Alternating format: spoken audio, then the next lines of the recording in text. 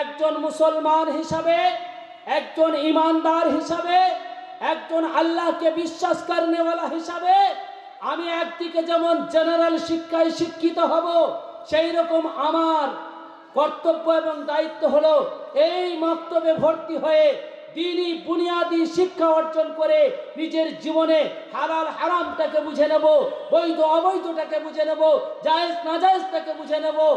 এইটুকু বুঝার জন্যেই এই মক্তবকে কায়েম করা হয়েছে, মক্তবকে প্রতিষ্ঠিত করা হয়েছে। আমি খুবই আপ্লুত, খুবই খুশি। আপনাদের ইমাম মাওলানা ইউসুফ আমার ছাত্র।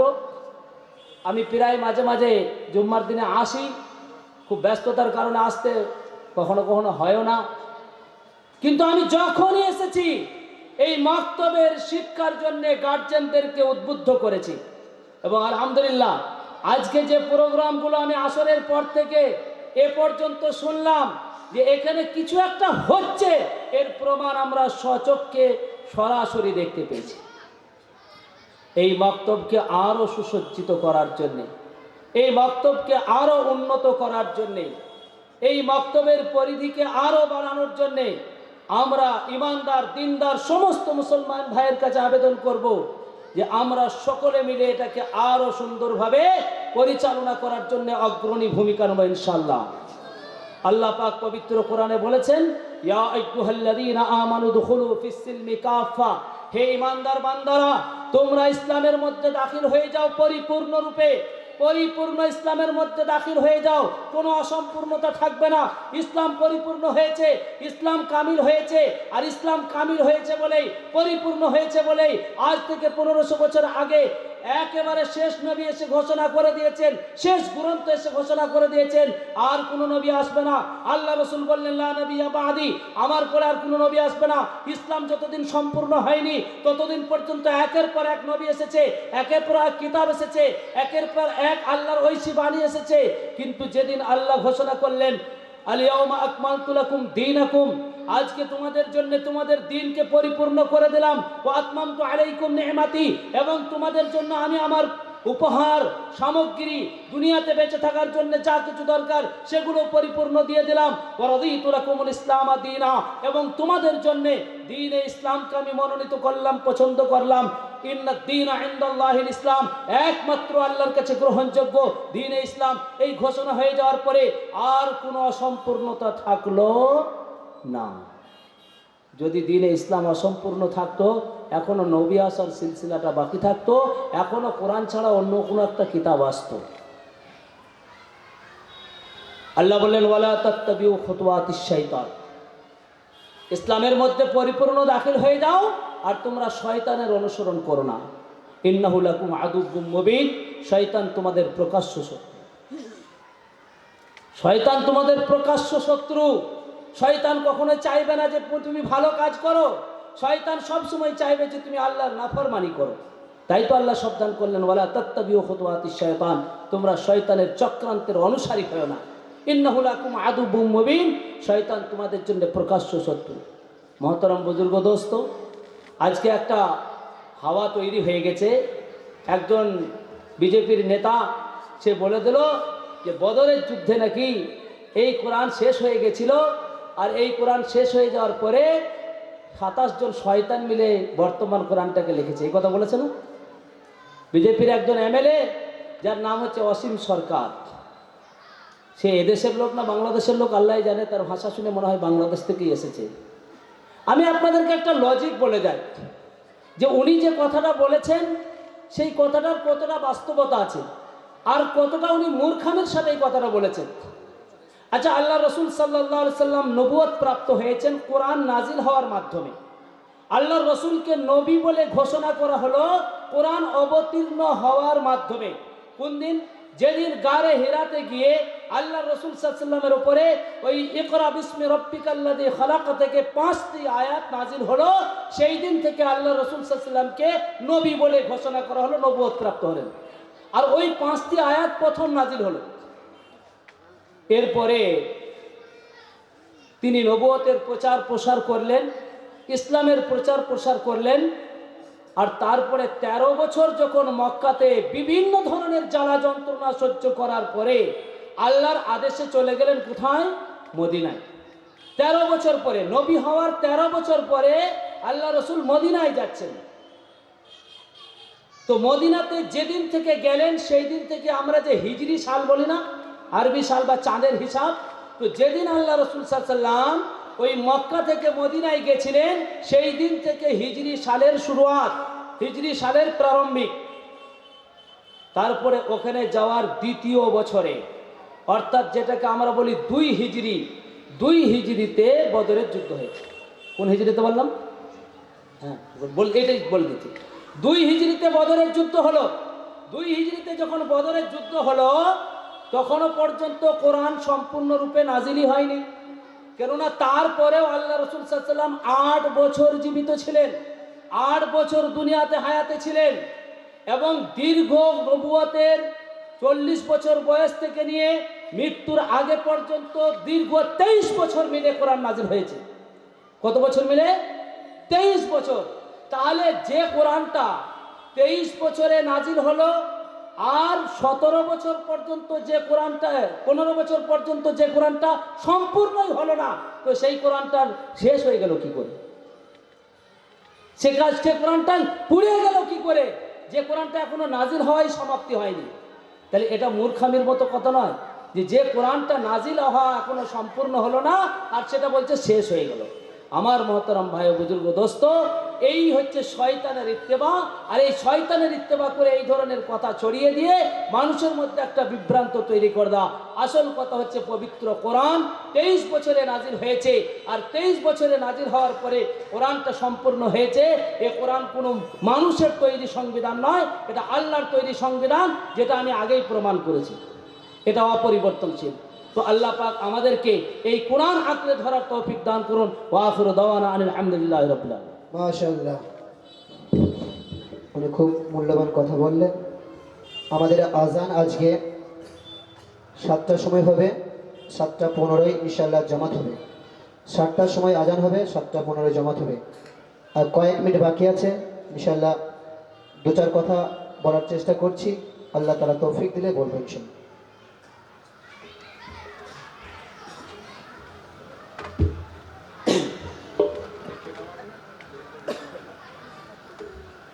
আসসালামু আলাইকুম ওয়া রাহমাতুল্লাহি ওয়া বারাকাতুহু।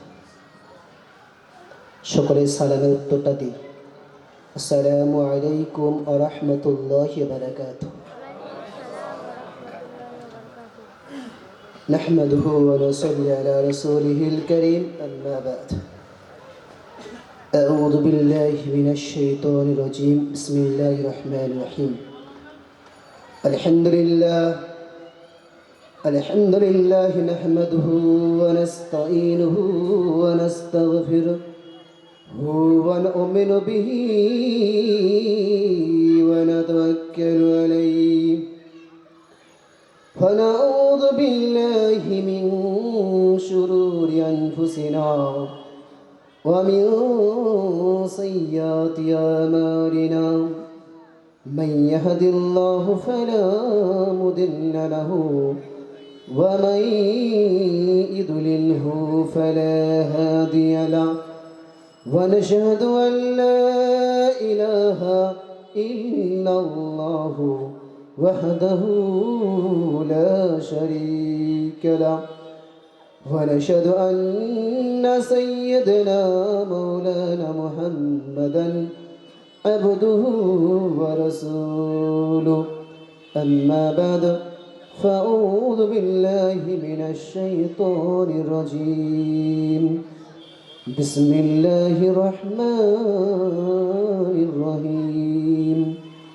والعصر إن الإنسان لفي خسر إلا الذين آمنوا وعملوا الصالحات وتواصوا بالحق وتواصوا بالصبر. صدق الله العظيم. قال النبي صلى الله عليه وسلم الحياء شعبة من الإيمان. সমস্ত প্রশংসা হে মহান রব্বুল আলামিনের জন্য, যিনি আপনাকে আমাকে বড় ভালোবেসে দয়া করে কৃপা করে এরকম একটি পবিত্র মজলিসে বসার তৌফিক দান করেছেন, সকলে অন্তর থেকে বলে আলহামদুলিল্লাহ। তারপরে পরে যেন আফনান নবী আমার নবী সারা বিশ্বের নবী নবীগুলো শিরোমণি হযরত মুহাম্মদ মুস্তাফা সাল্লাল্লাহু আলাইহি সাল্লাম, সেই নবীর উপরে শত করে সালাম ও শান্তির ধারা বর্ষিত হোক, সকলে বলে আল্লাহুম্মা আমিন। হয়তো মুখটা চেনা, আওয়াজটাও চেনা, কথাটাও শোনা, তাই ভালো লাগছে না বলে রাস্তায় ঘুরে বেড়াচ্ছেন, আর আমার মা ও বোনেরা ভেবেই নিয়েছেন আজ আমরা সময় পেয়ে গেছি শপিং করার জন্য, শপিংটা রাত্রেই সেরে নি। কে কথা শুনবে? ওদের কথা কি বলবে? ওরা আমাদেরকে পর্দার ভিতরে থাকতে বলবে, তাই বলবে, রাস্তাঘাটে বেরোতে বারণ করবে, কে শুনবে? যা, তুই বলছিস তুই শুন, আর তুই বলছিস তুই আমল কর, আমি আমল করব না। যদি এই নিয়ত হয়, মা ও বোনদেরকে বলছি, আপনার জন্য অনেক যুবক ভাইয়ের গুনাহ হচ্ছে, যখন মৌমাছিরা তার যেই চাকে মধু রেখে আসে পুনরায় সেই চাকে ফেরত চলে যায়, কারণ জানে আমি মধু কোথায় রেখে এসেছি বা মধু কোথায় আছে, তারা ভালো করে জানে। আর যুবক ছেলেরা জানে, যেখানে বাজার থাকবে, যেখানে দোকান থাকবে, সেখানেই আমাদের মধু আছে। মধু খেতে পায় না পায়, দেখতে তো পাবো, ফ্রিতে। আজ এই মজলিসটা করার উদ্দেশ্য হলো আমার গ্রামবাসীর, সারা এলাকার মানুষ উদ্দেশ্য একটাই, সেটা হলো যে আমরা এখান থেকে নেক দোয়া নেব, আর যে সমস্ত হাদিস এবং কোরআনের কথা শুনবো তার প্রতি আমল করব, এই হলো আমাদের উদ্দেশ্য। কিন্তু আজ এই যে কয়েকটা দোকানিও এসেছেন, ইসলামিক দোকানে এসেছেন, এবং ওনাদেরকে দয়া করে বলছি, আপনারা দোকানের ব্যবসাটা একটু বন্ধ রাখুন, রাত 10টার পর থেকে চালাবেন। আমি বারণ করব না, কালকে সারাদিন আপনি বেচবেন, সারা বছর বিক্রি করুন ওখানে, আমি বারণ করব না। কারণ এই যে মজলিসের একটা বরকত আছে, বরকতটা যেন আপনাদের দোকানের কারণে নষ্ট না হয়ে যায়। যেহেতু এই গ্রামের জিম্মেদারের মধ্যে একজন পড়ি, তাই বলে দিলাম। এবার আমি কোরআন শরীফ থেকে একটা সূরা পাঠ করেছি, সকলের পরিচিত সূরা, যে সূরা হলো আল আসর ইন্নাল ইনসানা লাফি খুসর। আল্লাহ তাবারক তাআলা বলছেন, ওয়াল আসর, সময়ের কসম খেয়ে আল্লাহ তাআলা বললেন। সময় মানে আমরা সকলেই জানি, যাকে আমরা ইংরেজিতে টাইম বলে মানি, সেটার বাংলা অর্থ হলো সময়, যাকে আরবিতে বলা হয় ওয়াক্ত। এই সময়ের কসম খেয়ে আল্লাহ তাআলা বললেন, ওয়াল আসর ইন্নাল ইনসানা লাফি খুসর। আল্লাহ তাআলা বলছেন, প্রত্যেকটি মানুষ ক্ষতিগ্রস্তর মধ্যে আছে, প্রত্যেকটি ব্যক্তি ক্ষতিগ্রস্তর মধ্যে আছে।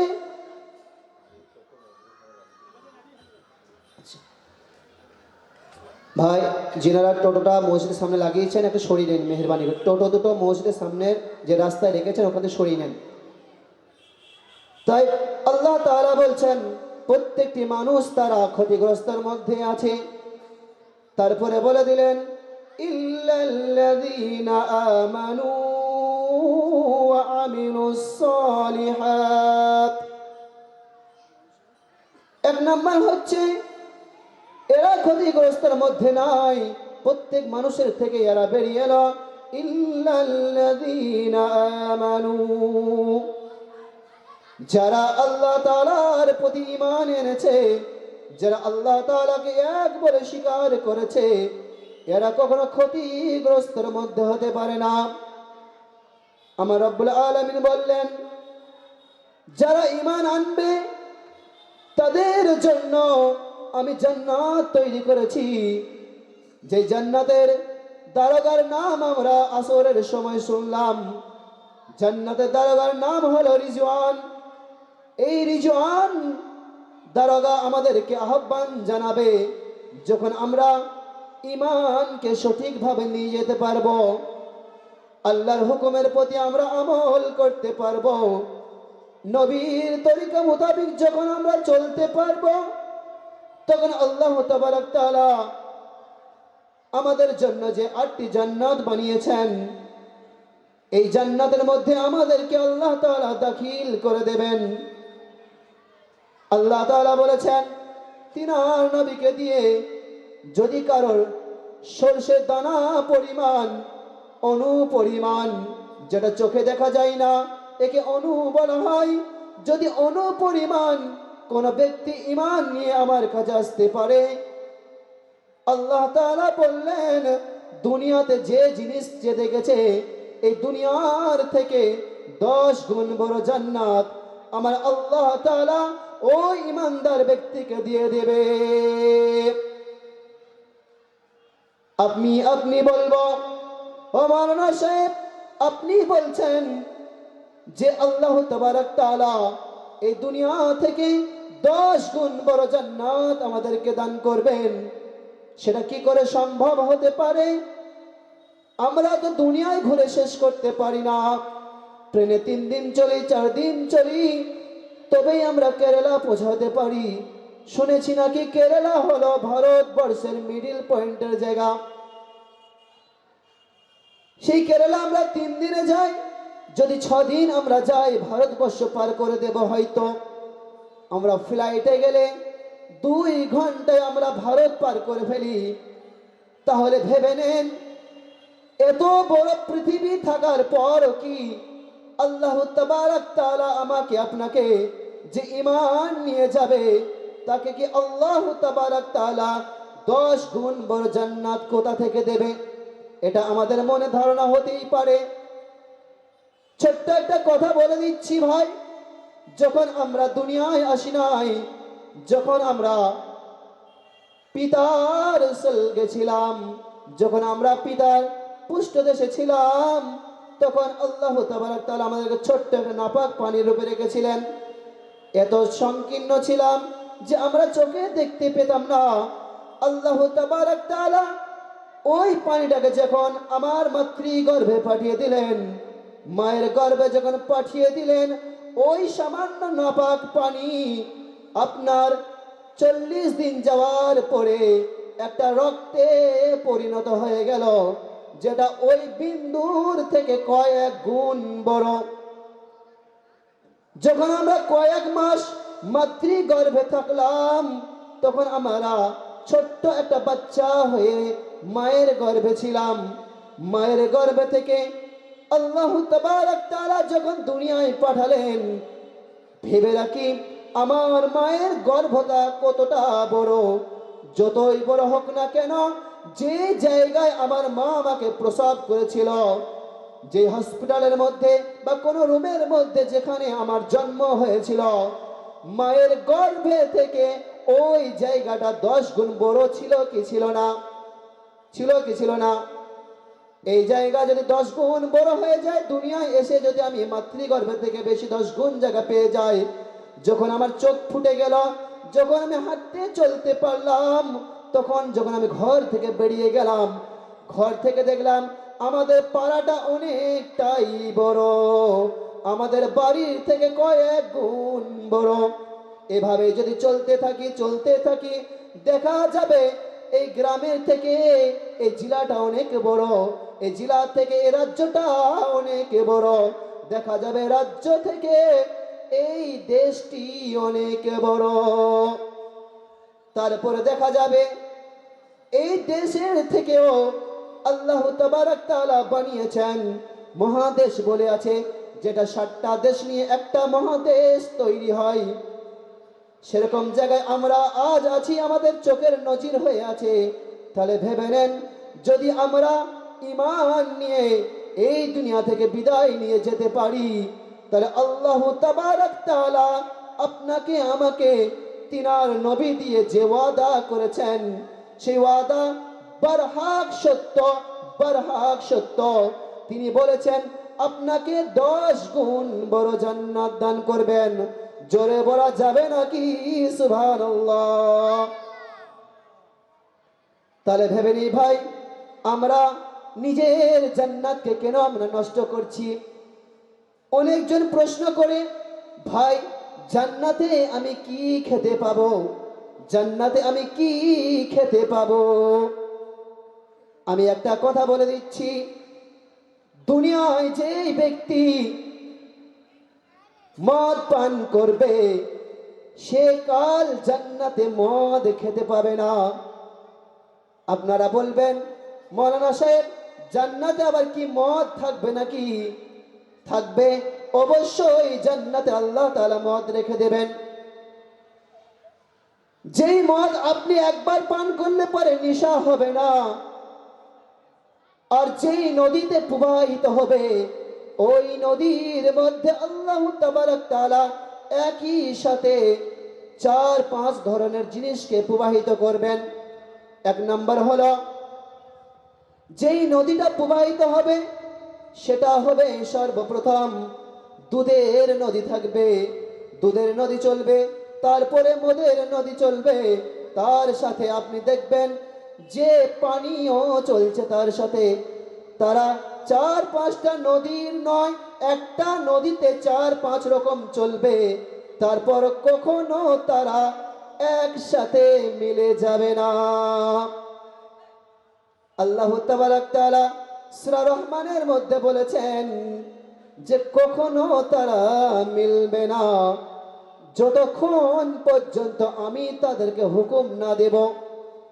আমরা দুনিয়াতে ডিম দেখেছি কি দেখি নাই? ডিম দেখেন নাই বুঝি? ডিম দেখেছেন তো? যতক্ষণ ডিমটা তার থোলার ভিতরে থাকে ততক্ষণ কি কুসুম আর লালা একসাথে লেগে যায় নাকি? একসাথে ঘুলে যায়? কখনো দেখেছেন নাকি? ডিমটা ভেঙে যখন থালার মধ্যে রাখবেন, কোনো খোলার মধ্যে রাখবেন, যতক্ষণ পর্যন্ত আপনি ডিমটাকে না খোসা দেবেন ততক্ষণ পর্যন্ত ওই কুসুমটা না গলে আপনার লালার সাথে লাগবে। আল্লাহ তাআলা ওই নদীর উদাহরণকে এই দুনিয়ার বুকে রেখে দিয়েছেন, যেটা কাল আল্লাহ তাআলা জান্নাতে দেবেন যারা দুনিয়াতে কোনো রকম ভাবে নেশা করবে না, যারা মদ পান করবে না, যারা শরাব পান করবে না, তাদেরকে আল্লাহ তাবারক তাআলা কালকে ওই জান্নাতের মদ খাইয়ে দিবে। আর যখন জান্নাতে মদ পাবে তখন হবে সব থেকে সুখের জায়গা। অনেক মানুষ আছে, আমার কাছে প্রশ্ন এসেছিল, আল্লাহ তো নিজেই জান্নাতে মদ রেখেছে, তাহলে আমাদের জন্য কেন মদকে খাওয়া হারাম করে দিল? আমার কথা শোনার পর